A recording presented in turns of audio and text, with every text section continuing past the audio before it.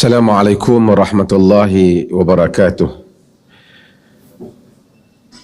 Alhamdulillah, nahmaduhu wa nasta'inuhu wa nastaghfiruh wa na'udzu billahi min syururi anfusina wa min sayyiati a'malina. Man yahdihillahu fala mudilla lahu wa man yudlil fala hadiya lahu. Asyhadu an la ilaha illallah wahdahu la syarika lahu wa asyhadu anna Muhammadan abduhu wa rasuluh, amma ba'd. Pengurusi yang saya kasihi, Yang Berhormat Menteri Datuk Seri Dr. Syahidan bin Qasim, saya sebenarnya bila mari majlis ni, majlis kerajaan, saya tak ingat saya pakai jubah ni. Tapi saya tahu kerana menteri pakai jubah. Saya pakai jubah ikut menteri hari ni. Saya tanya PA saya pakai baju apa, Datuk Seri Syahidan, dia kata pakai jubah. Saya pakai jubah. Jadi hari ni saya ikut menteri lah. Yang dikasihi Datuk Fadlun Mawjud. Menarik nama ni, Fadlun, yakni kelebihan, Mawjud yang ada lah. Semua div-div kehormat, hadirin dan hadirat sekalian. Sebelum saya lupa, saya ni datang, saya tanya tajuk apa nak ceramah. Datuk Seri kata tak ada tajuk. Tak ada tajuk ni, kira apa saja boleh cakap. Cuma saya ulas sikit. Pasal saya nak ulas sedikit pasal Khalid Al-Walid, pasal Datuk Seri sebut tadi. Dan kemudian beberapa hal yang berkaitan. Islam ni, dia adalah suatu agama yang memberi ruang kepada manusia di atas kelebihan yang manusia tu ada. Allah jadikan kita ni tak sama di sudut kelebihan. Ada orang boleh bercakap tapi tak boleh menulis. Ada orang boleh bercakap, boleh menulis. Ada orang penampilan dia bergaya, ada orang penampilan dia biasa. Ada orang dia memang dilahirkan sebagai, ada skill kepimpinan, leadership ada kat dia. Ada orang dia pergi masuk kursus leadership, habis duit beribu-ribu, tak menjadi. Kerana demikian, Nabi SAW kata, An-nasu kama'adin, kama'adini zahabi wal fiddah, khiyaruhum fil jahiliyah, khiyaruhum fil Islam idha faquhu. Hadis riwayat Al-Imam Al-Bukhari. Manusia ini, kata Nabi, bagaikan ma'adin. Ma'adin ni galian. Kama'adini zahabi wal fiddah, seperti galian emas dan perak. Emas dan perak tu duduk dalam tanah. Manusia kena gali, cari baru dapat. Khiyaruhum fil jahiliyah, yang terpilih semasa jahiliyah, khiyaruhum fil Islam, terpilih juga semasa Islam. Maksud, kalau semasa jahiliyah dia terpilih, orang seperti Khalid masa jahiliyah terpilih sebagai pemimpin tentera. Khalid ni dia tak boleh jadi pemimpin politik. Khalid tak boleh jadi pemimpin, dia jadi pemimpin tentera. Dia terpilih, dia telah yang menyebabkan tewasnya pasukan Islam semasa peperangan Uhud.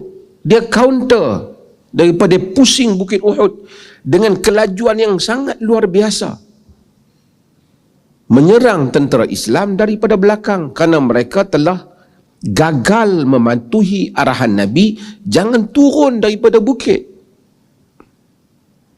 Khalid yang menewaskan mereka.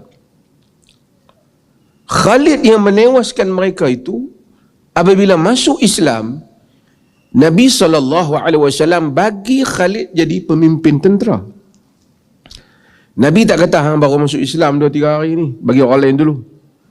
Tapi sebab skill tu ada kat dia. Yang itu Nabi kata, yang terpilih semasa jahiliyah, terpilih juga semasa Islam. Dengan syarat ia faham. Maksudnya, Nabi tahu bagaimana untuk menilai kualiti seseorang.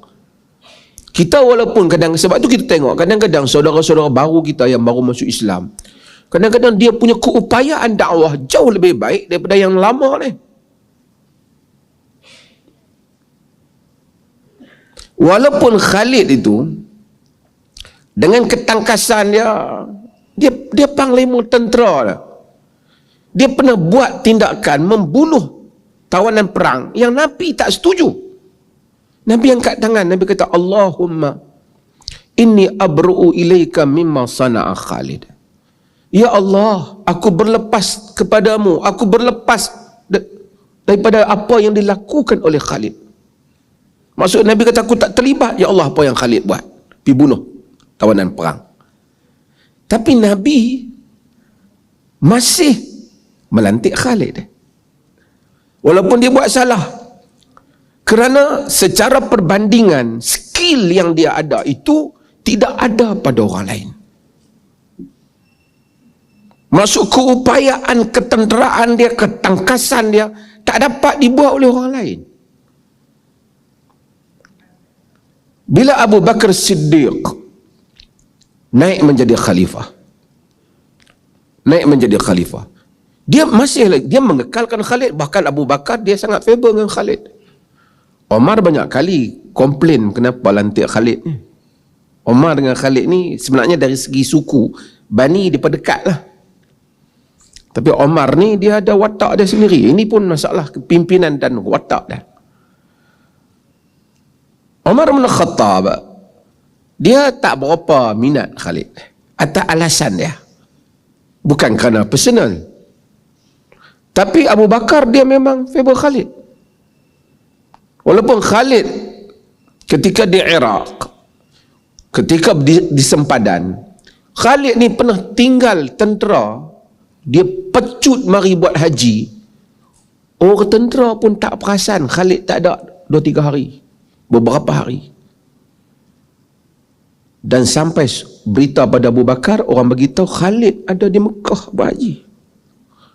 Dia patut ada di sempadan. Abu Bakar tulis surat bagi warning dia, jangan buat kerja macam tu lah. Tapi nak cerita pantasnya Khalid, daripada Iraq dia masuk bantu tentera di Syam, di Syria. Tentera Syria pun heran, Khalid masuk mai kat mana? Dia naik, dia ikuti jalan dalam padang pasir yang tak diikuti oleh orang lain. Abu Bakar puji dia, Omar marah. Omar kata dia meletihkan tentera. Dia ikut angin dia tak fikir tentera macam mana. Omar marah dia. Tapi Abu Bakar kata, ya Omar, dia telah menang. Bila dia masuk ke peperangan tadi yang Datuk Seri sebut tadi, saya ulas sikit lah. Pasal dah tak ada tajuk, ulas orang punya lah. Bila dia pergi dalam peperangan Yarmouk, tentera Rom 280,000. Tentera dia 30,000 ya. Jadi sahabat-sahabat yang ada, tentera kata, Khalid, kita tak boleh perang macam ni. Ramai ni. Itu dia yang hantar surat kepada yang Datuk Seri kata tu. Orang yang dihantar tu ialah Badui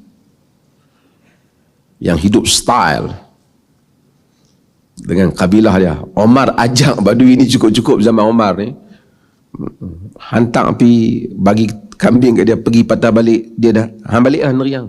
Bila balik Omar panggil patah balik, dia pergi sekerat dia nak balik, sampai dah berjalan tengah jalan Omar hantar pasukan patah balik. Memang Omar orang kata ragging dia. Omar kata aku nak buang sombong hang tu supaya hang dapat pegang jawatan bawah kerajaan kau. Omar. Tapi pada zaman Abu Bakar, Khalid Al-Walid jadi panglima. Dia hantar surat kepada Iyad bin Ghanam. Ni, Iyad ni tadi. Ni Badui ni kerah tuan. Bukan senang nak handle masyarakat ni. Yang ada Badui, ada apa ni. Sebab tu orang kata surat yang paling ringkas yang ditulis dalam sejarah ialah surat yang Khalid ni dia bukan panglima perang. Omar kata dia tak fikir tentera, fikir diri dia. Tapi panglima tentera yang tegap. Dia tulis surat pada Iyad bin Ghanam, min Khalid ibn al-Walid ila Iyad bin Ghanam, iyyaka urid. Sebagian kata iyyaka urid adrikni, 3 perkataan. Daripada Khalid al-Walid kepada Iyad bin Ghanam, aku mau hang. Oh tak kata, aku mau kau. Wassalam. Iyad bin Ghanam baca, faham terus. Siap tentera, pergi kat Khalid. Ini pasal orang di Medan. Kalau tidak kita, tak ada. Kepada Iyad bin Ghanam, apa khabar? Diharapkan dalam keadaan sihat sejahtera. Kan? Aku ni nak minta tolong sikit. Dia tak ada bahasa tu. Iyad tu kalau Iyad bin Ghanam, kan? Iyyaka urid adrikni. Aku mau kau, mari ke aku. Dia pun tak kata. Dia mau apa pula? Hantarlah panglima tentera, hantar dia mau apa kan? Takkan dia mau hadiah kot. Dia mau tentera lah. Dia duduk di Medan. Ini adalah Khalid al-Walid. Saya ulas sikit lah. Cuma apabila Umar bin Khattab naik, antara benda awal yang Umar bin Khattab buat, memecat Khalid al-Walid ketika di medan perang, dan melantik orang yang sangat Umar suka, iaitu Abu Ubaidah al-Jarrah. Abu Ubaidah al-Jarrah, orang yang Nabi sebut sebagai Aminul Ummah, pemegang amanah umat. Wa aminu hadhil ummah, kata Nabi, Abu Ubaidah al-Jarrah. Pemegang amanah umat ini ialah Abu Ubaidah al-Jarrah. Kubur dia ada di Jordan.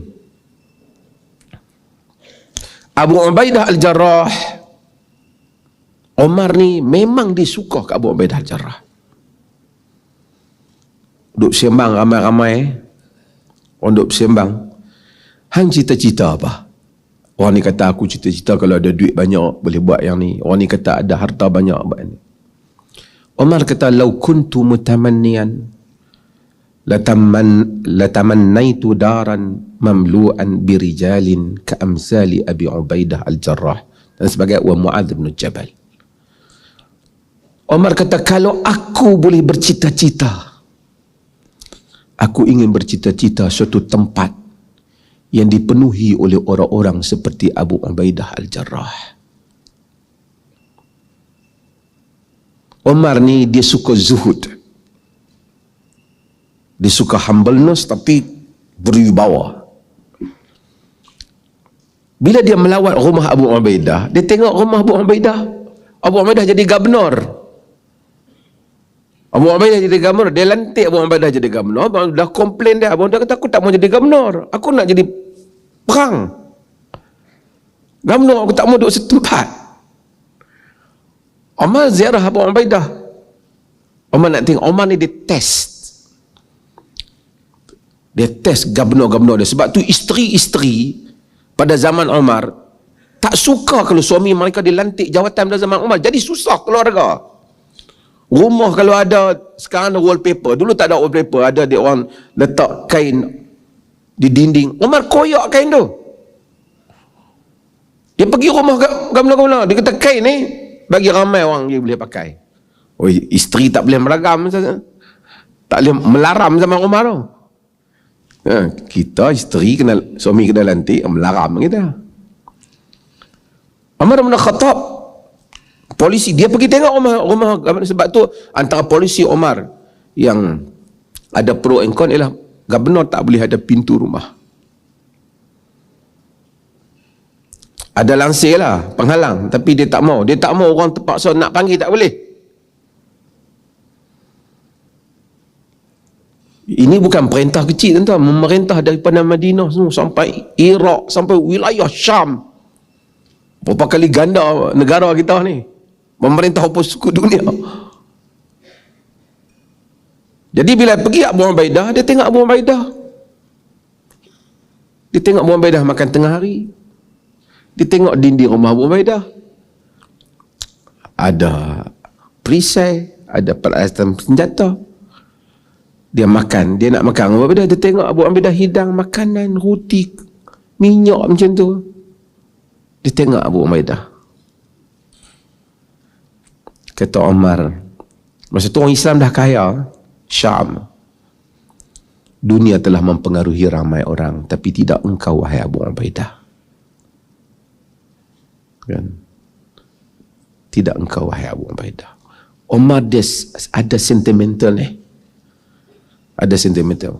Abu Ubaidah ni, saya patah balik cerita sebelum cerita dia. Abu Ubaidah ni mati kena tahun Amwas. Dan Umar bin Khattab bila dengar tahun serang, dia hantar surat pada Abu Ubaidah. Dia kata, aku ada urusan, aku nak jumpa kau. Kau kena balik main ke Madinah. Abu Ubaidah kata, aku tahu kau bukan ada urusan dengan aku. Kau nak suruh aku keluar daripada Syam. Kerana takut tahun. Aku tak keluar. Aku kan takkan tinggal tentera aku. Sebab dia mati. Umar sedih dia mati. Sebab tu Umar bila hari dia kena tikam, orang tanya siapa ganti? Kalau Abu Ubaidah ada, dia ganti. Dia ganti ke? Dia punya favor dengan Abu Ubaidah tu. Bila dia naik, yang pertama dia buat, dia pecat Khalid, diganti Abu Ubaidah. Ini tak boleh nak buat apa, tuan-tuan. Polisi, satu orang kepimpinan, dia ada orang dia yang dia rasa sesuai dengan kepimpinan. Ahli-ahli politik, kaji politik Islam ni, dia bahas banyak tentang hal ni. Sebab apa dia kata? Sebahagian mereka kata sebab Omar rasa dia tu dah cukup tegas dah. Dia tegas, lepas tu Panglima Khalid dia pun tegas. Macam tak ada ruang dalam kepimpinan dah. Abu Bakar dia macam lunak. Jadi kalau orang rasa tak boleh pergi pada Khalid, mari jumpa Abu Bakar. Ini kalau mai jumpa Omar takut, tengok Khalid pun takut, nak pergi kat mana? So dia nak, katanya atas andaian lah, dia nak balance. Tapi yang kita tengok, dia memang suka Abu Ubaidah. Dia memang puji Abu Ubaidah. Dia suka zuhud Abu Ubaidah tu. Zuhudnya tu. Jadi bila dia naik, dia hantar surat Abu Ubaidah, dia kata, aku telah pecat Khalid dan kau lantik kau. Sedangkan sedang di dalam medan peperangan. Dan medan peperangan. Abu Ubaidah dapat surat ni, macam mana nak beritahu kat Khalid ni? Tuan-tuan, ni sama-sama sahabat Nabi. Khalid dah menang semua peperangan. Tak ada rekod. Khalid tak ada rekod. Nak kata dia salah ke apa? Omar tak mau.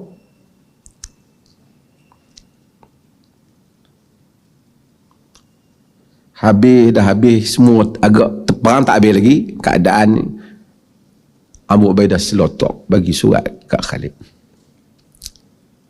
Khalid baca. Khalid kata apa?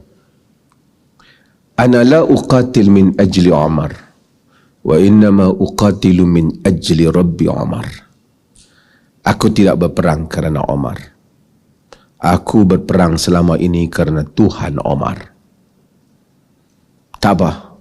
Abu Ubaidah pemimpin kita, aku tentera dia. Tapi dalam rekod, pernah sekali ketika kepung Dimashq, tak boleh masuk. Tentera Kristian tak boleh masuk. Kepung, dinding wall mereka tu tak boleh masuk. Tentera Abu Ubaidah buat macam-macam, tak boleh masuk. Khalid dia pernah langgar peraturan. Dia dengan beberapa orang buat pakatan, mereka panjat dinding tu, mereka masuk. Bila mereka masuk, mereka bertakbir dalam kawasan Kristian. Mereka dulu kan ada, sehingga pasukan Kristian ni sangka tentera Islam telah berjaya masuk. Sebenarnya tak berjaya, Khalid yang masuk dengan geng-geng dia. Lalu mereka terus pergi jumpa Abu Ubaidah, bersetuju untuk membuat perjanjian damai. Mereka terkejut, banyak Khalid masuk. Sampai berita pada Umar. Umar kata, Khalid ta'ammara nafsah. Khalid lantik diri sendiri jadi ketua tu. Tapi begitulah. Khalid ni dia mati dalam keadaan di bawah pemerintahan Umar. Dia tak diberikan dia tak beri jawatan lah. Umar tak bagi dia. Atas pandangan Umar. Tapi Umar pernah kata satu hari, rahimallahu rahimallahu Aba Bakrin wa kana a'lamu birrijali minni. Allah rahmati Abu Bakar, dia lebih mengetahui tokoh dibandingkan aku. Khalid seorang tokoh. Tapi tak apa, saya nak cerita itu sebab saya nak cerita satu benda yang lain. Cerita tu pasal Datuk Seri Syahidan sebut tadi. Panjanglah, satu hari nak cerita Khalid ni hebat. Macam mana kepimpanan, leadership. Dan Khalid, tuan-tuan, kalau kita baca sejarah, dia pun pasal kawan leader ni, dia pun ada juga kecil hati. Tetapi pasal apa lah Umar ni tak kenal dengan aku ni. Apa jawatan yang aku pegang kecil pun Umar pecat dah. Umar tu siapa pegang? Khalid, tukar orang lain. Ada benda yang Umar tak berapa. Mungkin sebahagian orang kata kerana Khalid daripada Bani Adi, kabilah dekat dengan Umar. Mungkin Umar tak mau tunjuk bahawasanya dia lantik adik-beradik dia saja. Mungkin juga sebahagian daripadanya. Wallahu ta'ala alam, ini ada polisi Umar. Datuk Seri Syahidan dia selalu duk tanya, pasal apa yang Umar duk pergi pecah Khalid? Dia ada mungkin apa yang dia tahu yang kita berbeza. Salah satunya dia tidak ada tawanan perang yang dibunuh oleh Khalid juga. Selain pada zaman Nabi, zaman Khalid memimpin dia pun bunuh. Dan salah satu yang Omar tak suka ialah Khalid pun tak suka polisi Omar. Omar suka keuangan berpusat. Keuangan hendaklah dikira khalifah. Maksudnya dia akan tentukan. Khalid dia mau bila peperangan berlaku, gubernur di situ dan pasukan di situ yang mengatur keuangan wilayah berkenaan. Itu polisi yang berbeza. Satu lagi, Omar ni siapa saja masuk kerja dengan dia, dia suruh bagi report harta kau semasa. Ni Omar dulu yang buat. Bila dia pecat kau daripada jawatan, dia mau report harta kau sekarang. Kalau dia rasa lebih, dia ambil harta tu, dia bubuh balik ke Baitul Mal. Dan Omar punya polisi ni, kita kena respect, dia punya polisi hebat. Sebelum kita cerita orang dapat lahir, dapat anak lahir, dapat bantuan di UK, Omar buat dah polisi ni. Dan dia punya ketegasan tu kita pun tak boleh nak buat lah. Sehingga Omar dikatakan satu hari melihat seekor unta gemuk di musim kemarau. Dan orang bertanya, dia tanya, unta siapa ni? Gemuk.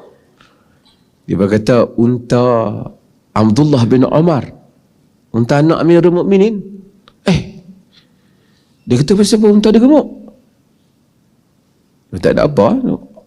Abdullah bin Umar ni, anak Amirul Mukminin, terkenal dengan warak. Dia panggil Abdullah bin Umar, pasal apa unta kau gemuk? Dia tak ada. Aku bela tempat orang ramai.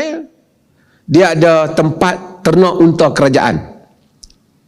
Tempat yang ni semua unta boleh makan rumput di situ.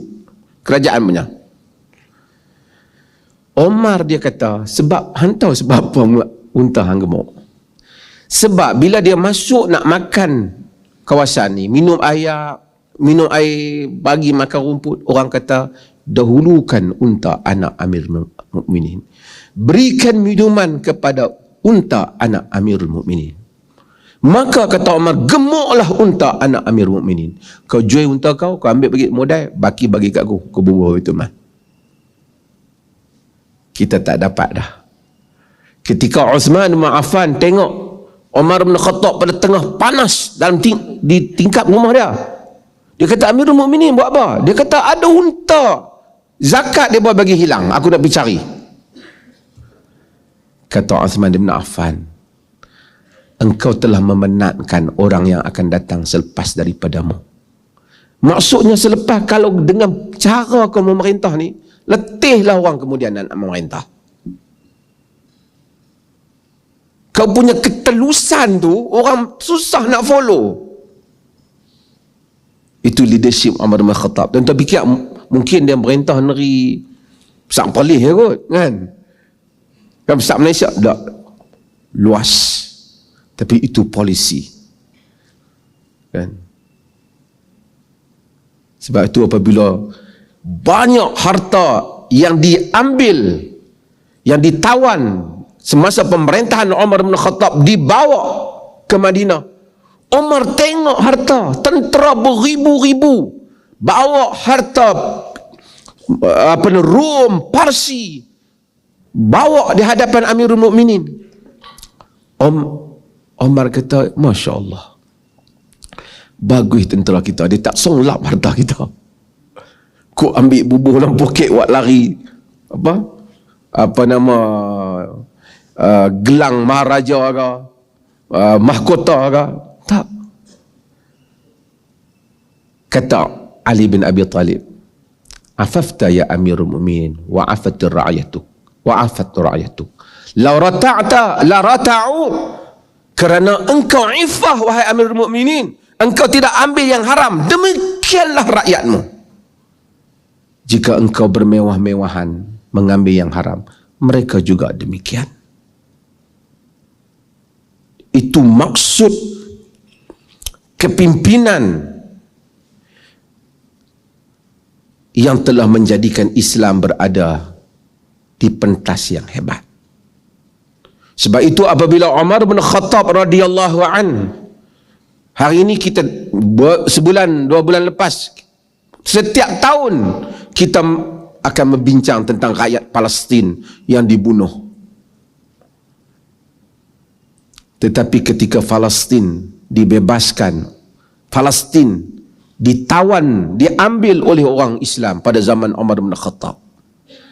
Muawiyah ada di sana, Bilal ada di sana, Abu Ubaidah ada di sana. Mereka sambut Umar bin Khattab radhiyallahu anhu. Umar daripada Madinah nak pergi ke Palestin. Tuan-tuan tahu, kalau saya dulu daripada Jordan naik bas, naik kereta untuk pergi haji, berapa puluh jam, 2 hari kadang-kadang, tampak dengan duduk di sempadan tu, sangkut situ, naik kuda, unta. Bila Umar sampai, para sahabat yang pakai elok sikit lah, hari Amirul Mukminin sampai, Umar tengok dia orang pakai elok. Jadi ada orang kata kat Umar, Amirul Mukminin kalau pakai bagi elok sikit, pasal ni ramai Kristian semua duk tengok. Ini style pemerintahan Umar. Itu menyebabkan kata-kata dia yang terkenal, yang orang Palestin selalu sebut. Kata Umar kata, aku tak sangka Abu Ubaidah kau nak cakap benda ni. Kata Umar, nahnu qaumun a'azzanallahu bil Islam, falamma nabtaghil izzata bighairi ma a'azzanallah adzallanallah. Kita adalah kaum yang Allah muliakan dengan Islam. Jika kita mencari kemuliaan selain daripada Islam, kita akan dihina oleh Allah. Tuan-tuan dan perempuan sekalian,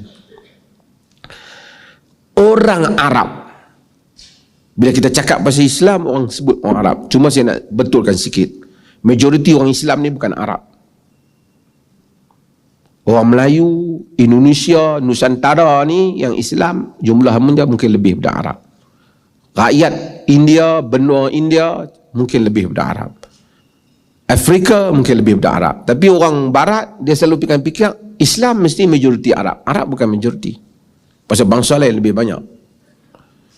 Tapi Arab adalah kaum yang dulu tidak ada empire. Empire Rom dan Parsi. Tuan-tuan baca buku yang berkaitan intelijen tulis World Without Islam. Empire Rom dan Parsi menaungi, digeruni. Ada kerajaan-kerajaan Ghassan, kerajaan-kerajaan kecil Arab, tapi tak kuat. Mekah tumpuan orang Arab sebab ada Kaabah. Tapi ia bukan satu sistem kerajaan yang tersusun. Ia tribal system. Sistem kabilah. Dia tak ada menteri pertahanan, menteri keuangan. Dia tak ada. Dia ada ke panglima perang, ada apa. Bila apa, dia panggil mesyuarat. di Darun Nadwah berunding bermesyuarat, kau ketua I, kita akan serap, macam tu. Dia adalah kepala dia. Abu Sufyan, Abu Jahal, mereka semua ni ada kepala-kepala, ada bahagian jaga kelambu Kaabah, bahagian jaga orang makan. Ini ada. Tetapi secara sistematik mereka tak ada. Mereka bukan kerajaan yang sistematik. Kalau mereka berniaga dalam kawasan Rom, mereka hormat kepada kerajaan Rom, mereka akan jaga gubernur-gubernur Rom, bagi hadiah dan seumpamanya. Mereka tak terbayang untuk mereka menghadapi Rom. Demikian kalau mereka masuk dalam kawasan Parsi. Orang-orang Arab, tuan-tuan, bukan tak hebat, bahasa Arab hebat. Cuma Arab ni tak ramai boleh menulis dan membaca. Tapi bahasa mereka yang hebat, ingatan mereka hebat, ahli penunggang kuda mereka hebat, pemanah mereka hebat. Tetapi mereka gagal untuk menjadi umat yang diakui oleh dunia. Sehinggalah datangnya Islam. Apa yang Islam buat? Okey, kita berhenti dulu apa yang Islam buat menyebabkan Arab naik. Tadi saya akan buka soal jawab. Saya nak cerita satu hal, lagi saya patah balik apa yang Islam buat. Hari ini, lepas daripada pagi tadi barangkali, sampai beberapa hari ini, dunia akan memberkatakan tentang Queen Elizabeth yang telah meninggal ataupun mangkat. Dan semua orang akan sebut pemerintahan yang lama, satu monark yang paling lama sekali dengan sejarah dia dan seumpamanya. Dan kita tahu kita banyak melalui penjajah. Kita ada Belanda. Apa lagi penjajah apa? Portugis lagi? Spanish lagi? Selain daripada British, kita ada kalau di negara-negara tu, kita barat belah sini tak datang. Italy juga sebuah kuasa penjajahan. France juga kuasa penjajahan. Siapa baca sejarah apa yang Perancis buat kepada Algeria, berpuluh juta mereka bunuh. Kejam, camp penyaksaan. Dulu kami masa kecil-kecil sekolah dulu, filem yang terkenal lah orang tak tayang selalu. Dulu tak banyak filem-filem ni yang nak tentang orang Islam ni. Ada Lion of Desert. Siapa dia? Omar Mukhtar. Jadi sebab tu ada ramai orang buat nama anak dia Omar Mukhtar. Filem tu masih lagi boleh tengok. Ada lagi.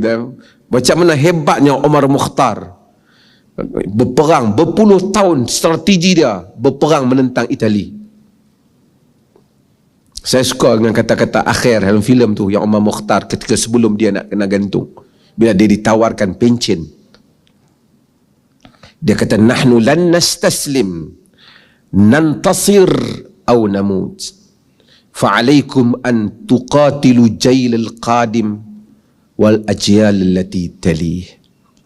Kami tidak akan menyerah, sama ada kami menang ataupun kami mati, itu saja. Kamu mesti memerangi generasi yang akan datang dan generasi-generasi selepas daripadanya. Satu orang tua guru Quran tapi mengagumkan Itali, macam mana dia dapat memusnahkan begitu banyak pasukan tentera Itali hanya dengan pasukan berkuda dia di padang pasir. Sejarah Omar Mukhtar. Muammar Gaddafi ini bukanlah kita setuju apa yang dia buat kan, tapi dia masa melawat Itali, tuan-tuan tengok boleh ada dalam YouTube tu, dia pelekat di baju dia tu gambar Omar Mukhtar besar-besar. Masa dia turun kapal terbang tu, masa Presiden Itali nak shake hand dengan dia, dia tunjuk Omar Mukhtar dan dia tunjuk, ni anak dia aku bawa. Omar Mukhtar. Itali, banyak kuasa-kuasa yang masuk dalam dunia Islam, dan saya pernah sebut kepada tuan-tuan, tadi kita cerita kehebatan empire Islam, bayangkan lemahnya orang Islam sehingga kita tak dapat fikir Belanda yang kecil tu, Holland tu, boleh menawan Indonesia yang besar. Berapa ratus tahun Belanda duduk di Indonesia? Saya rasa hampir 400 tahun Belanda di Indonesia. Padahal kita pergi Belanda, negeri dia kecil ya. Melalui lautan yang luas, boleh menawan Indonesia.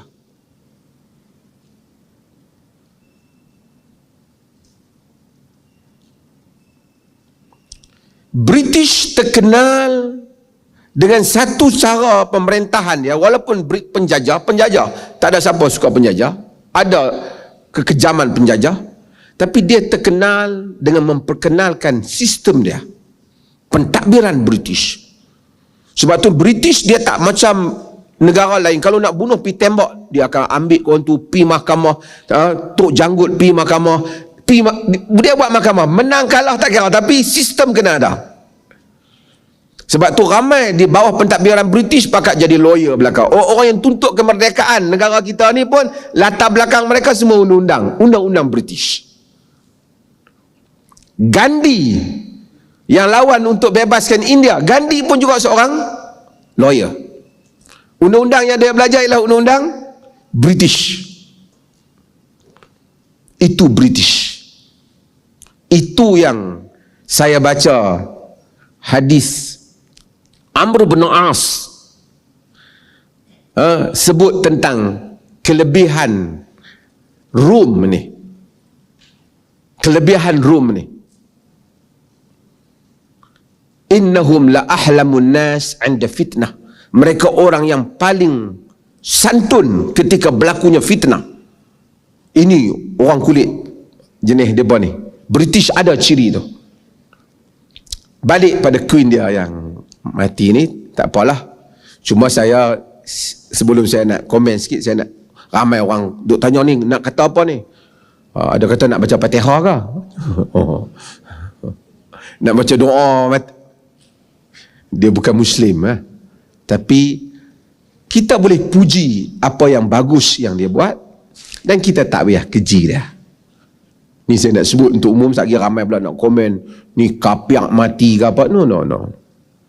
Nabi kata la tasubbul amwat fa inna sabbal amwat tu'dil ahya. Tak usah maki orang yang mati, kerana maki orang yang mati ni menyakitkan orang yang hidup. Sebagai dalam riwayat Bukhari, itu dalam riwayat Tirmizi, dalam riwayat Bukhari, Nabi kata la tasubbul amwat fa innahum qad afdau ila ma qaddamu.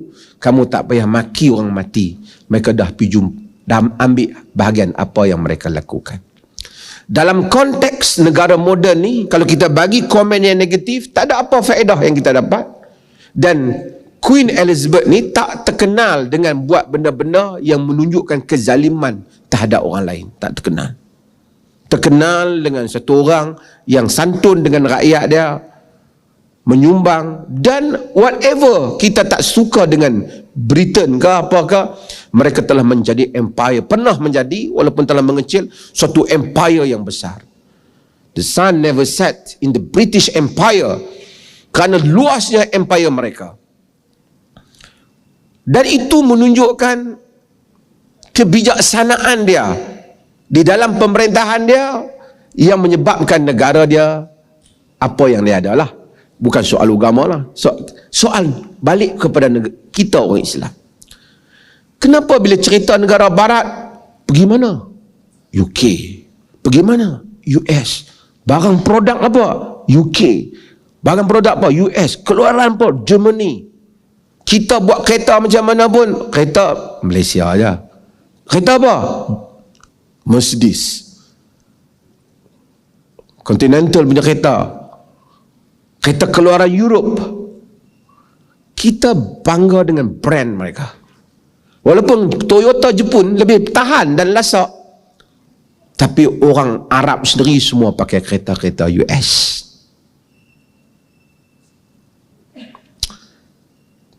Yang ni dalam bahasa dia panggil siadah. iaitu ketuanan kaum. Kaum yang telah diangkat brand dia. Tanpa kita kadang-kadang tak tahu, ambil satu produk, ini satu bahan, satu pencuci rambut keluaran Indonesia.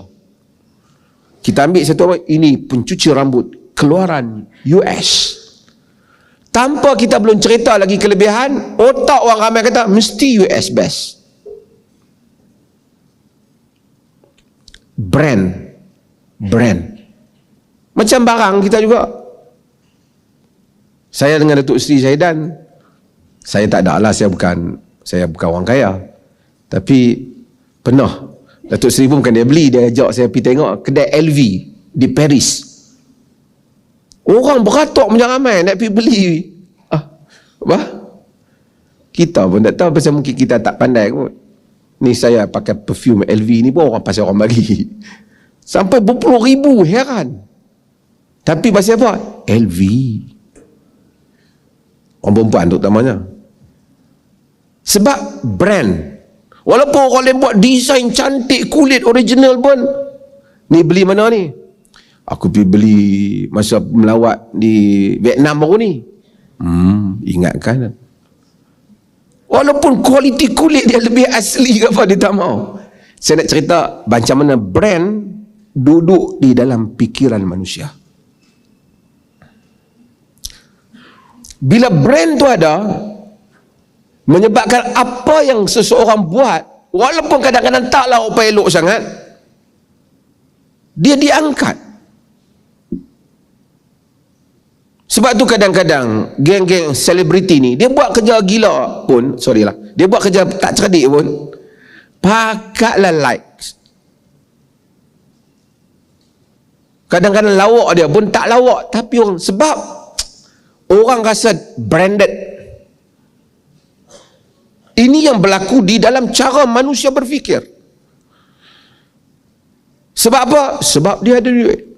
Sebab dia telah jadi empire. Sebab apa? Dia telah proof kewujudan dia. Dia lebih kuat pada orang lain. Walaupun British telah buat benda yang sama, dia jadi penjajah, dialah ajar kita ada getah ni, getah Brazil ni, apa nama orang putih orang kat kita. Pentadbiran yang ada, sistem pentadbiran kita ambil daripada British banyaknya.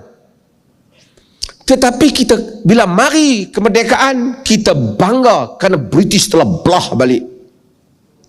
Sebab walau macam mana manusia tak mau dia dijajah.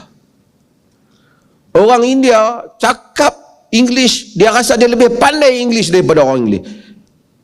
Dia lebih pandai daripada Shakespeare lagi. Dia rasa lah. Walaupun setiap kali dia cakap, kita tahu India yang cakap. Tapi mereka buat demonstrasi, halau British keluar. Tak mau British. Walaupun mereka bangga dengan bahasa itu. Kerana manusia tak mau penjajah. Hadirin dan hadirat yang dirahmati Allah, saya nak sebut satu hal. Apa yang Islam buat? Tuan-tuan pergi ke negara orang Islam. Kita pergi ke negara Turki. Turki bukan Arab. Kita pergi ke negara Uzbekistan. Kita pergi ke Tantan tu, Turkistan tu, itu semua bukan Arab. Kalau nama Bukhara, Tirmidzi, Al-Bukhari, At-Tirmidzi, An-Nasai, Abu Dawud, Ibnu Majah, Abu Dawud As-Sajistani, At-Tirmidzi, Al-Qazwaini, semua ni bukan Arab. Tapi mereka tak pernah kata kami adalah anak jajahan Arab. Dan mereka tidak pernah menghalau Arab keluar. Bahkan mereka sama-sama berperang mempertahankan wilayah mereka sebagai wilayah Islam. 400 tahun lamanya penjajah berada di tanah Melayu. Belanda ada, Portugis ada, Inggeris ada. Kita tak jumpa satu keluarga Melayu daripada tok nenek dia Kristian. Kita tak ada. Itu kekukuhan orang Melayu. Tak ada. Di Indonesia mungkin ada, tapi Melayu tak ada. Tu pun Indonesia halau, Belanda keluar. Orang Melayu tak terima agama tu. Walaupun dia pakai necktie, dia bangga pergi London, dia seronok cakap buat slang Mat Saleh, dia seronok tak panggil water, panggil water. Tapi dia tak tukar agama. Walaupun kadang-kadang minum, duduk di sekolah Mat Saleh dulu, sin tu sin ni, sekolah missionary, tapi tak ada lagi yang dengar kata sampai dah tua tukar. Bahkan mungkin awal-awal itu tonggang langgang apa semua, dah tua-tua main masjid juga. Dan dia tak mau juga untuk negara dia menjadi negara Kristian. Itu padahal Islam dah tak kuat. Apa yang Islam buat? Pasal sebut juga soal kemerdekaan yang disebut tadi. Apa yang Islam buat ialah, Islam bila masuk ke suatu negeri, dia bukan penjajahan, dia panggil futuhat, the opening. Sebab itu kita panggil Fathu Makkah, pembukaan kota Mekah, bukan penaklukan kota Mekah. Nabi apabila nak hantar, nak berlakunya masuklah wilayah orang lain, min Muhammad Rasulullah ila azimir Rum, daripada Muhammad Rasulullah kepada orang besar Rom. Aslim taslam yu'tikallahu ajra marratain. Islamlah nescaya engkau selamat, Allah akan memberi kepadamu 2 pahala. Islam tak pergi untuk menjajah, dia bukan pergi untuk mengambil harta, dia pergi mengemukakan, menawarkan akidah Islam, menawarkan hidayah. Orang Arab, macam saya beritahu tadi, tidak pernah terbayang dalam fikiran mereka untuk berhadapan dengan Parsi. Tuan-tuan pergi tengok filem tentang kerajaan Persian Empire. Hebatnya minuman gelas emas, makanan emas, tentera berjuta. Ketika Rostam, panglima tentera Parsi, sebelum nak berperang dengan tentera Islam, wakil tentera Islam, wakil yang dihantar tu adalah seorang yang sahabat yang kecil sangat, iaitu Rib'i bin Amir. Rib'i ni baju pun biasa, tak ada kemas sangat, pergi perang. Tuan dulu bukan ada senjata baju set pakaian seorang satu. Zaman Umar, ambil tali, ikat di kepala dia, pergi jumpa Rostam dengan segala kehebatan panglima tentera. Rostam heran, ni orang Arab, benda Arab yang dulu makan pun tak ada, mari duk masuk kawasan kita, tiba-tiba boleh nak ajak perang ni, nak masuk wilayah Parsi. Apa jadi dengan Arab ni? Dia ingat kita siapa? Jadi apabila Rib'i datang, Rostam tanya, siapa? Apa jadi gambar ni? Omar hantar apa perang, apa khalifah apa? Khalifah dia masa tu dia pun tak tahu. Dulu bukan ada. Sampai dah Umar Khattab cuba cari lihat dalam Google. Tak ada lah kan.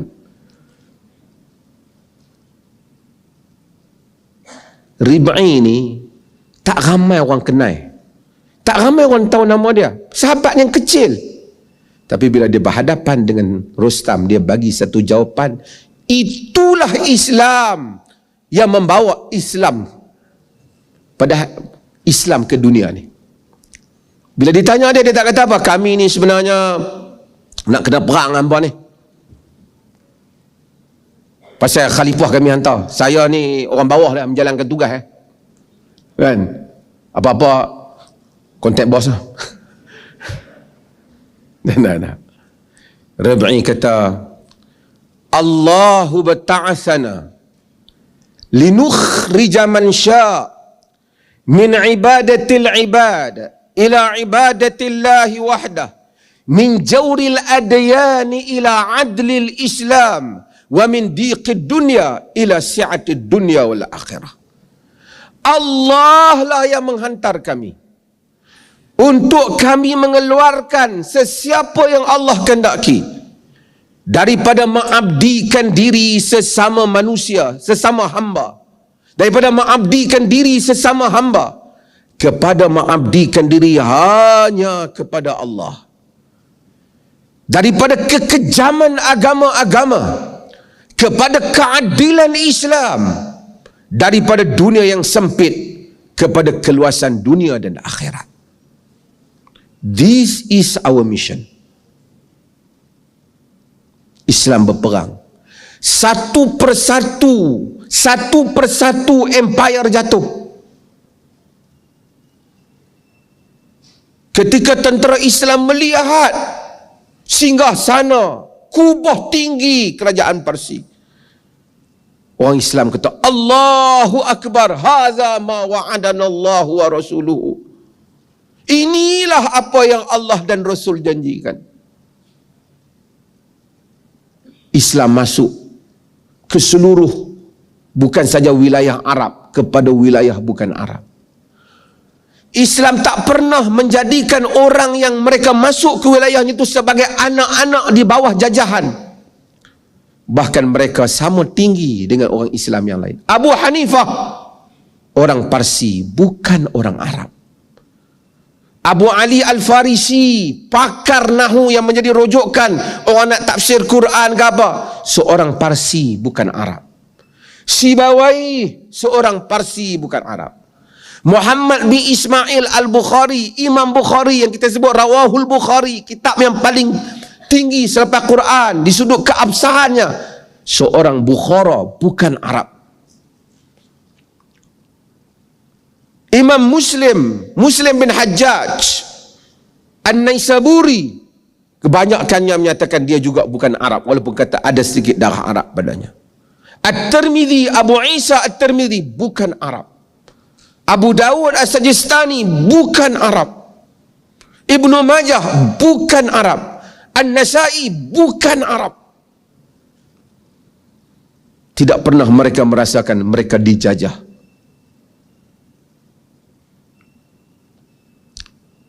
Sebab itu saya selalu kadang-kadang saya cerita tentang di Uzbekistan. Saya cerita ke orang Uzbekistan. Saya ni duta pelancongan Uzbekistan yang dilantik oleh kerajaan dia.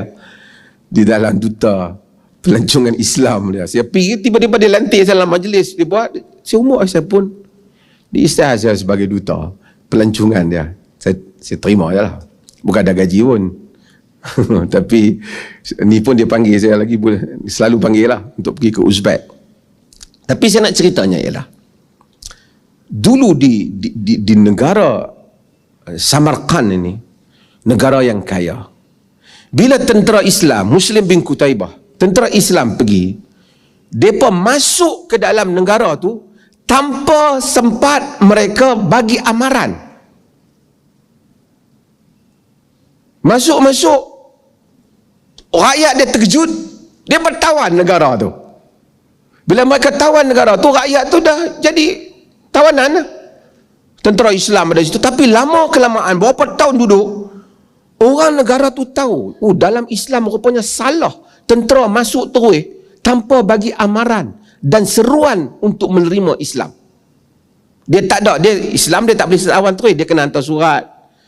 Pertama menyeru kepada Islam, kalau tak mau menyeru kepada perdamaian, kalau tak mau berlaku peperangan. Tentera Islam masa pergi masuk ke Samarkand, dia tak buat benda tu. Dia kata Samarkand ni kaya, dia takut pemimpin Samarkand ni curi harta rakyat. Dia masuk. Bila orang Samarkand pandai, mereka mula bincang sama-sama mereka. Salah apa yang tentera Islam buat dari segi agama orang Islam. Mereka hantar wakil daripada negara mereka pergi jumpa zaman Omar bin Abdul Aziz di Damsyik. Jauh Omar bin Abdul Aziz. Jauh perjalanan. Tuan-tuan bayangkan berapa ribu kilometer. Bila sampai di sana, dia tanya, mana rumah khalifah? Orang tunjuk, tu rumah khalifah. Dia kata, hampa jangan main-main, aku betul ini wakil. Dia tengok Umar bin Aziz duduk di rumah dia, sedang bagi apple kepada satu budak. Budak tu dia berkelahi dengan anak Umar bin Aziz, dia pukul anak Umar bin Aziz, luka. Tapi Umar bin Aziz bagi kat dia, dia kata dia ni anak yatim, tak kelahi dengan anak dia. Budak-budak. Umar bin Aziz, kau dari yatim mana? Dia bagi tahu. Dia daripada Samarkand, dia datang daripada kaum dia. Dia kata tentera Islam masuk negara kami tak ikut peraturan. Umar bin Aziz ambil, baca.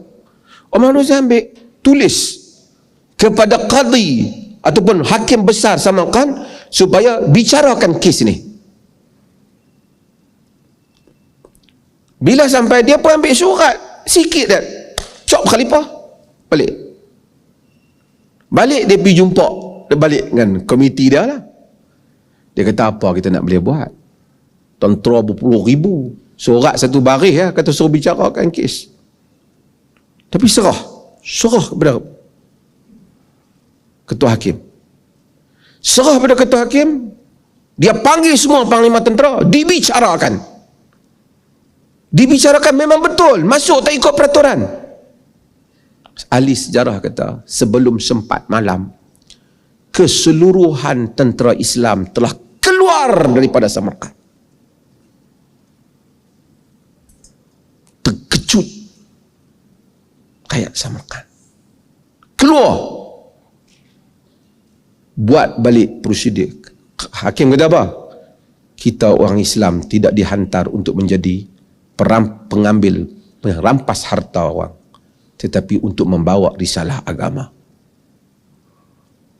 Salah cara kawan. Keluar, tak terbayang pada rakyat mereka, keluar keseluruhannya. Ni saya ringkaskan cerita boleh ada dalam video saya yang lain, saya detailkan ceritanya, tapi saya nak keluar, masuk semula seruan. Yang masuk kali kedua itulah dikatakan rakyat negara tan tu semua pakat menjadi Islam. Sama dengan Abu Ubaidah buat. Abu Ubaidah di Syam pada zaman Umar, dia collect jizyah daripada rakyat Syam yang Kristian. Apabila tentera Kristian Rom nak berperang, lihat pasukan Rom begitu besar, Abu Ubaidah panggil balik orang bukan Islam yang Kristian ni, rakyat ni, bagi balik. Dia kata, kami rasa protection yang kami ambil ni tak boleh bertahan. Rakyat Syam yang Kristian heran. Tak pernah mereka, hatta seugama dengan mereka Kristian, tak pernah buat ambil duit bagi balik. Bagi balik. Patu peperangan berlaku, Islam menang, patah balik. Rakyat mereka kata, kami tak bayar jizyah lah. Kami asyhadu an la ilaha illallah wa asyhadu anna Muhammadar Rasulullah. Syam bertukar menjadi wilayah Islam. Sehinggalah kita kembali kepada risalah ini. Kita tak akan jadi umat yang hebat kerana banyak pakai baju yang hebat, banyak pakai followers di YouTube, semua tak. Kita hanya akan kembali hebat. Bukan kerana dapat buat kereta banyak, duit dalam poket kita banyak, orang kita pakai baju cantik. Saya bukan kata salah, tapi itu bukan yang menyebabkan keagungan empire Islam. Keagungan empire Islam apabila kita menjadi umat yang memang hidup untuk membawa misi agama. Menyedarkan orang bahawasanya keluarkan manusia daripada mengabdikan diri sesama hamba kepada hanya mengabdikan diri kepada Allah. Panjang saya cakap, sekian, terima kasih. Saya jadi pengurusi sendiri dengan saya memecat sementara pengurusi yang ada untuk membolehkan tuan-tuan tanya soalan dan kemudian saya jawab terus. Minta maaf kerana tak ada tajuk, jadi saya masuk macam-macam tajuk. Boleh kah? Oh ya, terima kasih. Okey, siapa yang ada soalan sila kemukakan.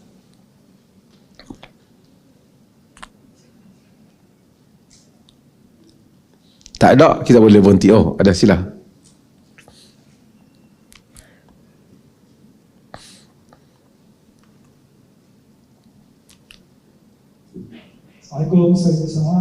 Datuk Menteri dan semua yang hadir pada hari ini. Saya Ahmad Tarmizi Abdullah, Biro Agama Kesh Putra. So, soalan saya tentang apa kehebatan yang Datuk Mufti cerita tadi tu. Kita nampak memang mengkumi seluruh dunia. Cuma bagaimana kita nak relatekan orang-orang kita terutamanya tentang perkara-perkara peristiwa tersebut adalah sebenarnya dekat dengan diri kehidupan mereka pembawaan. Sebab orang nampak macam terlampau besar, tak ada kena-mengena dengan kita punya kehidupan yang kecil. Okey, terima kasih banyak. Tuan-tuan dan perempuan sekalian, kita ambil secara individu dulu sebelum kita pergi kepada konteks yang besar. Saya sebagai Muslim, tuan-tuan sebagai Muslim, apa misi kita? Kita beriman. Selain daripada kita beriman, surah yang selalu kita baca, wal asr innal insana lafi khusr. Demi masa, innal insan lafi khusr. Semua insan, al tu, tu bermaksud setiap yang insan. Benar, la tu dia taukid, lafi khusr, benar-benar di dalam kerugian. Illa allazina amanu, melainkan orang yang beriman. Wa amilus salihat, dan beramal yang saleh. Wa tawasaw bil haq, berpesan-pesan dengan kebenaran. Wa tawasaw bis sabr, berpesan-pesan dengan kesabaran. Kita mungkin rasa kita beriman, mudah-mudahan, dan kita mungkin beramal saleh. Tapi Quran kata kita masih dalam kerugian sehingga kita berpesan-pesan dengan kebenaran dan kesabaran. Maksud kebenaran, bagi tahu yang benar, dan sabar dalam mempertahankan yang benar. Yang ini ramai kita tak buat. Sebab tu kita kawan dengan Chong lama pun, Chong tak tahu Islam. Itu kerja ustaz lah. Lu kalau mau masuk Islam, bahkan ada orang bukan Islam nak masuk Islam, dia kata you fikir habis-habis dulu. Orang Islam boleh kata ada. Kita tidak rasa bahawa dia akan berdiri di hadapan Allah tanya, ya Allah, aku jumpa dia dulu tapi dia tak pernah bagi tahu Islam kat aku. Kita tak rasa, kita tak baca Quran. Quran kata ud'u ila sabili rabbik, seru ke jalan Tuhanmu. Kita rasa itu bukan kerja saya, itu kerja pendakwah.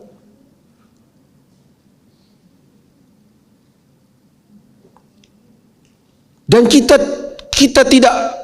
tak peka hal ni. Wa kadzalika ja'alnakum ummatan wasata litakunu syuhada'a 'alan nas. Demikian itu kami jadikan kamu umat pertengahan supaya kamu menjadi saksi kepada manusia. Bukan saja orang bukan Islam, kita sendiri tak memainkan peranan. Kadang-kadang bapa anak dia pun dia tak nasihat. Isteri dia pun dia tak nasihat. Kawan pejabat dia pun dia tak nasihat. Kemudian dia rasa dengan dia berzikir dia masuk syurga. Quran kata la fi khusr, di dalam kerugian semua kecuali 4 tadi. Kecuali ada 4 ciri tadi. 4 ciri itu kita tidak lakukan. Saya tidak lakukan, tuan-tuan juga mungkin tak lakukan. Sehingga menyebabkan kita tak berpesan. Kita tengok benda salah, tak apalah, bukan ada kaitan dengan aku. Lebih teruk lagi, kita sokong pula yang salah tu. Sebab itu kita jadi umat yang mati. Kita banyak ceramah agama, termasuklah ceramah saya sekali. Saya tak kata ceramah saya bagus ke apa, tapi more kepada entertainment, sekadar untuk menghiburkan pendengar. Ustaz pun akan memilih tajuk yang tonton boleh suka dan balik boleh cerita lawak apa yang dia buat. Dia bukan serius punya. Benar-benar yang kita dengar untuk membangunkan kita. Dia pun cari 1-2 model melawak, tuan-tuan pun boleh gelak, seronok. Tapi kita pun tak tahu apa kita nak buat. Dia lebih kepada, lepas saya ceramah ni, hampa nak bagi obadik dah. Lebih kurang macam tu lah. Artinya kalau tempat panggil tu hebat sikit, saya pergi lah. Hak komand-komand ni, tak payah lah. Tak ada lah, ni cerita di Malaysia tak ada lah, ni cerita di Afrika ni. Sebab kita ramai pemidato, mungkin macam saya juga, penceramah, tapi kita tidak ramai pendakwah. Rabi' bin Amir tadi, yang ikat kepala, yang jawab kepada Rustam, tidak pandai pidato, tapi dia clear misi dia sebagai seorang Muslim. Kita masuk jabatan, kita semua clear misi jabatan, misi persatuan, misi grup kita, tapi kita tidak clear misi saya seorang Muslim. Dan kita rasa tak ada KPI yang orang akan cek kita. Tapi bila kita balik pada Allah, Allah bagi tahu, hampa yang aku cipta ni la fi khusrin, dalam kerugian. Allah bagi tahu kita dalam kerugian, kecuali yang pada empat ni: beriman, amal soleh, berpesan dengan kebenaran, berpesan dengan kesabaran. Beriman, mudah-mudahan kita dah beriman. Amal soleh pun banyaklah, amal solat hari ni hari Jumaat pun banyak orang berselawat. Tapi berpesan pada kebenaran mungkin kita tak buat. Berpesan pada kesabaran, untuk sama-sama bersabar mempertahankan yang benar, mungkin kita tidak buat. Lalu kita mati, kita kata insya-Allah masuk syurga ni. Aku duk tunggu 3 hari masuk syurga. Quran kata, am hasibatum an tadkhulul jannah walamma ya'tikum mathalul ladzina min khalau walamma ya'tikum mathalul ladzina khalau min qablikum massadhumul ba'sa wad-dharra wa zulzilu hatta yaqula ar-rasul wal ladzina amanu ma'ahu mata nasrullah ala inna nasrullahi qarib. Adakah kamu menyangka kamu boleh masuk syurga? Allah kata, sedangkan belum datang kepada kamu ujian yang telah mengenai orang-orang yang sebelum daripada kamu, sehingga keyakinan mereka itu digoncang, keimanan mereka itu digoncang, dan mereka bertanya, bilakah lagi datang pertolongan Allah? Sesungguhnya pertolongan Allah itu hampir. Kita kalau boleh dakwah kat orang, tiba-tiba orang pergi kata kat dia sikit, hang nak berdakwah, hang pun teruk, aku tak maulah dia duduk kata kat aku. Kawan-kawan sebahagian saya bagi tu, dia kata, doktor, kami dakwah suruh mereka kata amal lah benda ni Nabi buat, mereka kata kami Wahabi. Tak mau. Hatta kita merasai kesakitan dakwah, Allah menjanjikan syurga. Kalau tidak, syurga begitu murah, semua orang boleh masuk dengan mudah. Wallahu ta'ala alam. Terima kasih. Ada lagi soalan last tuan-tuan nak pergi Jumaat? Ada soalan lain? Oh, ada soalan lagi di sana.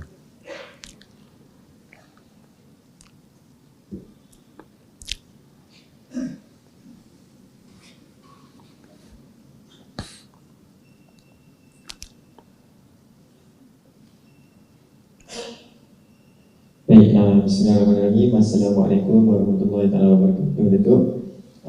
Soalan saya, hari ini kan kita pagi tadi baru dapat cerita tentang mangkatnya Queen Elizabeth. Tapi soalan saya, apakah bayangannya kalau yang seperti mana kita tahu, negara England ni ataupun British ni punya pentadbiran ataupun nilai-nilai Islam tu ada di negara mereka.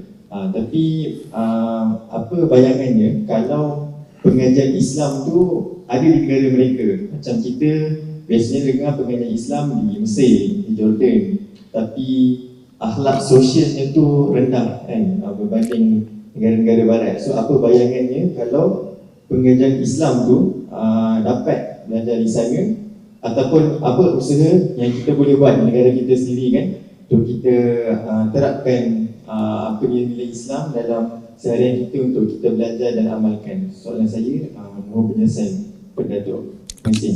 Okay, terima kasih. Negara barat ini ada pro and con. Sebelum saya lupa, bukanlah semua benda yang kita fikir di barat tu lebih baik daripada kita, kan? Orang British sendiri pun memang rajin, tapi bukanlah semua mereka rajin, pemalas pun juga.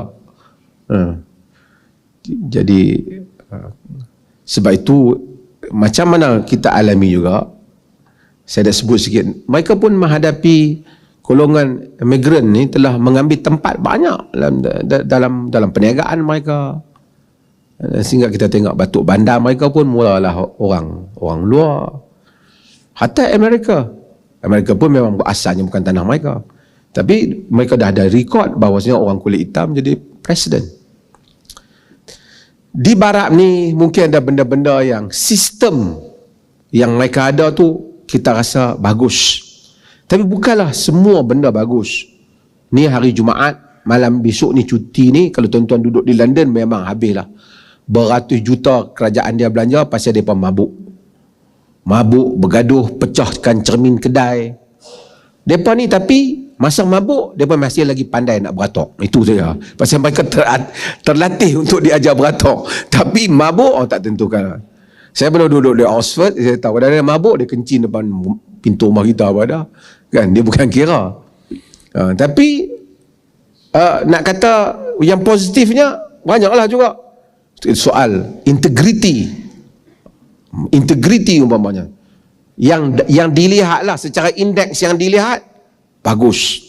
Kalau ada yang buat silap ke apa dalam pentadbiran, digesa letak jawatan 30-40 pound punya kes, masuk Sarawak Prampis.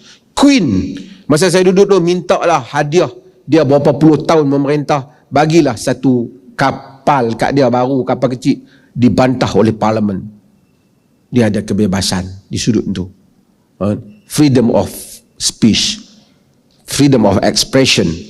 Tetapi dalam masa yang sama, mengrepek LGBT dibenarkan, rosak sistem kekeluargaan, banyak benda-benda yang rosak, yang negara orang Islam lebih baik benda itu. Dia ada pro and con. Nak kata dia 100% bagus pun tak. Macam kita Jepun kerja memang bagus, sampai tidur di tempat kerja, tidur di stesen kereta. Tapi manusia tak macam tu. Akhirnya rakyat Jepun mengalami kepupusan. Generasi tua banyak, generasi muda sikit. Pasal duk sibuk kerja. Kalau silap tempat kerja, macam tak boleh maafkan diri dia. Nilai kemanusiaan hilang. Manusia jadi mesin. Tapi teruk negara Islam, kerja pula teruk. Pukul 8 masuk pejabat, pukul 10 duduk di kedai lagi makan.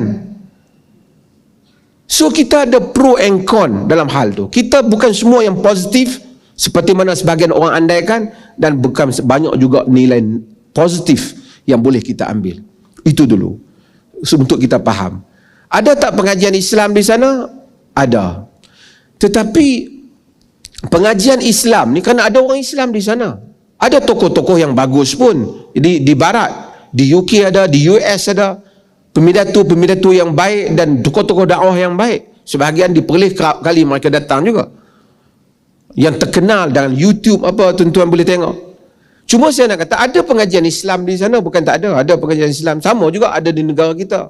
Ada di Jerman, ada juga tokoh-tokoh Islam yang daripada Arab pindah duduk sana buat pengajian Islam, ada. Kalau nak kata ada, bukan tidak ada. Tapi seperti itulah, sebahagian pengajian Islam itu dia di dalam culture, saya nak beritahu, khususnya fiqh, dia kadang-kadang hukum ni, dia kadang-kala pengaruh setempat mempengaruhi sebahagian hukum, bukan semua. Saya buat contoh nak pergi pada tajuk tadi. Sebelum saya nak pergi pada Orientalism, ini panjang punya debate di dalam dunia akademik. Tapi saya nak ceritanya, tuan-tuan, ada hukum yang setempat mengambil kira. Dia panggil adat setempat ambil kira. Contoh, kalau tuan-tuan mai ni, orang lelaki ni, mai dalam majlis kita hari ni, kawan-kawan lelaki kita ni pakai skirt, mai. Kita tengok, ya Allah, LGBT. Teruk dah apa nak jadi. Betul tak? Tapi di Scotland, mereka pakai kilt, skirt. Di Scotland, benda tu diterima sebagai pakaian lelaki. Jadi hadis tasyabuh lelaki dengan perempuan tu tak terpakai pada Scotland bagi orang Scotland. Kain batik, saya rasa orang Terengganu lelaki pakai kain batik. Ha? Pakai. Tapi kalau pakai kat belah kita kot ni, kita kata hang ni terpengaruh dengan mana pula ni? Maksudnya hukum adat. Sebahagian daripada culture membentuk hukum disebabkan asas tadi. Okey. Jadi barat ada sikit pandangan, mungkin benda yang okey pada mereka, di tempat kita tak okey pasal dimensi berbeza, perception berbeza. Kedua, Orientalism. Tuan-tuan okey tak saya cerita ni? Orientalism maksudnya dia cuba memasukkan idea, membaratkan idea di timur. Ini bukan soal orang Islam saja.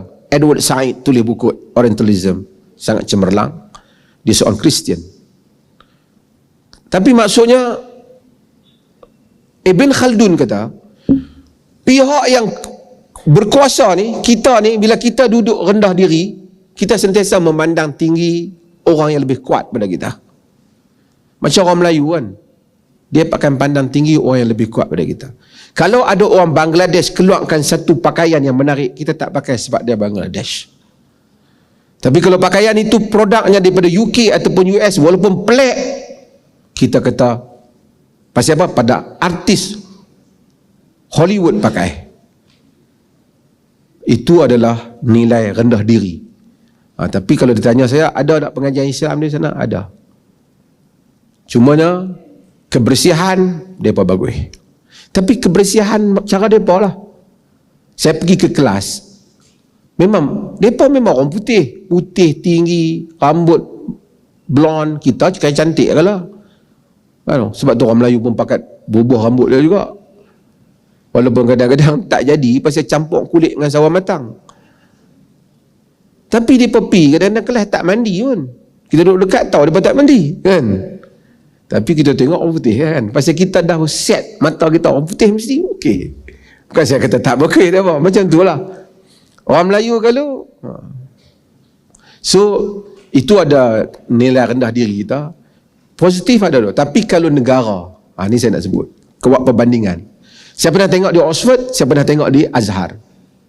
Minta maaf lah orang mengaji Mesir lagi depan marah hari video ni. Tuan-tuan tengok di Oxford, bandar dia bersih, teratur, sistem dia. Kita memang suasana tu suasana ilmu. Satu bandar tu, Cambridge juga sama. Dan mereka bangga kalau sesuatu benda tu dinilai oleh Oxford dan Cambridge. Macam tu juga yang di US, dengan universiti-universiti yang berprestis mereka. Kita pergi ke Mesir, negara yang ada Azhar. Ya Allah punya kotor. Daripada airport lagi, tuan-tuan kena dah baksis. Kena dah. Datuk Seri tahu dulu dia pergi. Macam-macam kena. Kena tips kau nu. Pergi ke tempat pelancongan dia, kena tipu. Naik bas dia, tipu. Sekarang ni nak elok sikit. Kotor jangan tanya. Sehingga ada orang buat cerita, orang Mesir jangan marah. Orang kata lah kan, Presiden Mesir, Perdana Menteri Perancis melawat Mesir. Jadi tengok orang Mesir ni duduk menghadap ke dinding. Jadi dia tanya Presiden Mesir, apa dia tu? Tak perlu tahu kata. Apa dia rakyat hang buat di dinding tu? Tak baik. DPP tengok, aku nak tahu lah, aku melawat lagi. Tengok. Kencing di dinding. Memang di Mesir ni terkenal kencing di dinding. Pasal dia apa? Kata Perdana Menteri Perancis, awak teruk sangat rakyat hang. Melalulah Presiden Mesir. Satu hari apabila Presiden Mesir pergi ke Perancis melawat, dia tengok ada juga macam tu. Dia kata hari ni aku dapat balas balik yang kata kat aku itu. Aku nak tengok Perdana Menteri Perancis tak payah. Aku nak tengok. Angkat pipi tengok. Banyak rakyat Mesir juga yang pergi melancong di sana kencing. Saya bukan menghina, tetapi itulah realiti. Mereka gagal untuk mencorakkan Bandar Kahirah tu, gagal untuk disusun bagi jadi elok. Jadi kalau kita nak belajar tentang town planning, pergi ke Mesir, orang Mesir cerita kat kita bagaimana nak susun bandar, tak payahlah. Hang cerita bab hak hang pandai. Kalau dia nak cerita bab kepada kita umat Islam jangan berpecah, dia pun berpecah tak sangka. Tak Mesir, ramai orang mengaji Azhar, dia kata, apa mufti boleh komplain Azhar? That's the reality. Kalau dibandingkan itu yang saudara maksudkan, antara universiti ke universiti, kita malu. Saya bukan kata Mesir, Jordan juga sama. Walaupun dia negara, masa saya mengaji Jordan, Aman awak tak mau cerita, Aman pun tidak mencapai tahap kebersihan yang kita. Di negara kita, minta maaf lah, saya tak mau sebut lah. Ada bandar yang diisytiharkan bandar raya Islam. Tapi kalau kita pergi, kita pun tahu tahap kebersihan dia tak mencapai. Bahkan tak bersih. Ini yang timbul. Ini yang sebahagian sarjana timbul. Kita mau nama Islam ke? Islamic economy, Islamic apa semua Islamic ataupun Islamic ethic in economy. Islamic politik ataupun Islamic ethic in politik.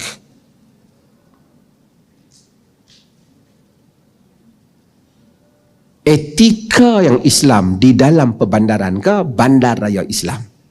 Etika Islam di dalam keuangan ke keuangan Islam?